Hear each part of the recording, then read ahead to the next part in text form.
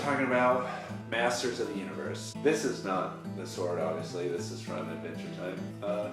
Maybe one day I'd love to do a whole series about probably one of the best shows ever. I recently re-watched this movie, and surprisingly, it held up.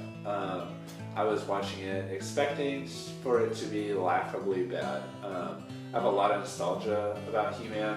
I watched the movie all the time as a kid. Surprisingly, I never watched the show though. Let's talk about the movie. It stars Dolph Lundgren as He-Man and Frank Langella as Skeletor. It has Courtney Cox playing the role of this young adult.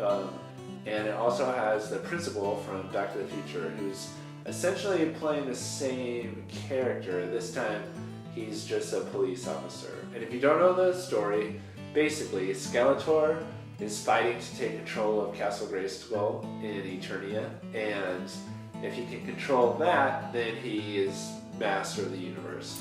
And so He-Man is trying to stop him, but there's this cosmic key, and he gets tossed into another world, which happens to be Earth, and then his quest intersects with these two people, Julie and Kevin. Hi, Kevin. And so basically, they're trying to get back to Eternia to save the sorceress before the moon rises and Skeletor becomes master of the universe. So, pretty cheesy, pretty silly, but it's just so entertaining and is better than it has any right to be. The costumes are well done. The score is pretty good. I was expecting it just from the intro alone to be a John Williams score, but it's not.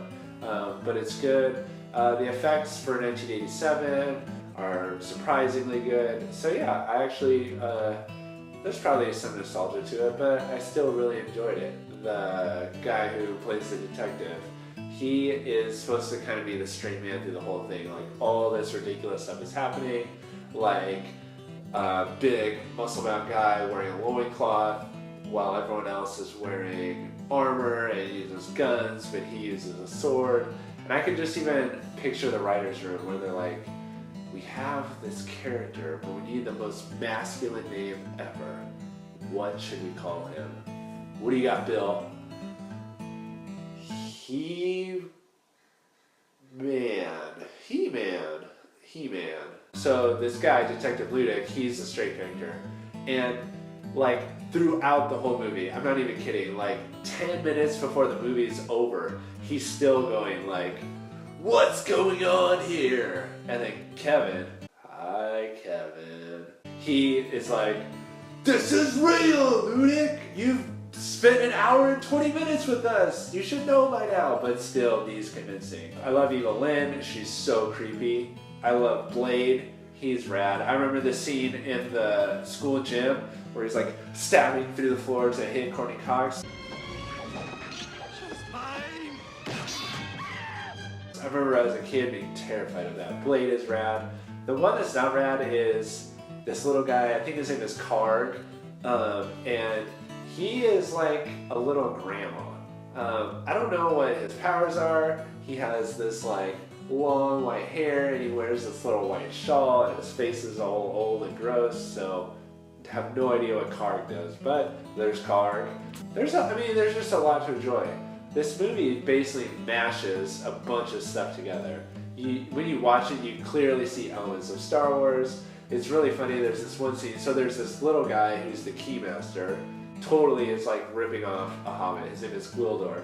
And there's a scene towards the beginning where they need to escape from Skeletor's henchmen, and there's like no time. The henchmen are busting through the door, but he still takes a moment to mug at the camera. I don't like adventures, totally ripping off hobbits, but still enjoyable nonetheless. Gwildor is great, he makes me laugh. The little pink convertible, and when he puts on all the women's clothes, I totally forgot about that part and I busted a gut laughing. Frank Langella, his performance is over the top, but great. When he is like, has become Gold Skeletor and is just like, Kneel! Kneel! Powerful, so good. And then before all this Marvel movie madness, this movie in 1987 has an end credit scene. I won't say what it is, but if you do watch it, stick around for after the credits. You might be surprised. and laugh because they never made a second one of these, but they probably should because it was entertaining and good. So obviously this movie is bad, but do I recommend it? Yes, because it's bad in the best way. It's clearly done by people who care. So have you watched this movie before? Let me know. Are you going to watch it? I think you should. It's like an hour and a half and it's entertaining. It's bad, you'll laugh, but I bet you'll remember it and you'll remember the performances. So thank you for spending a little bit of time with me. Love you. Bye.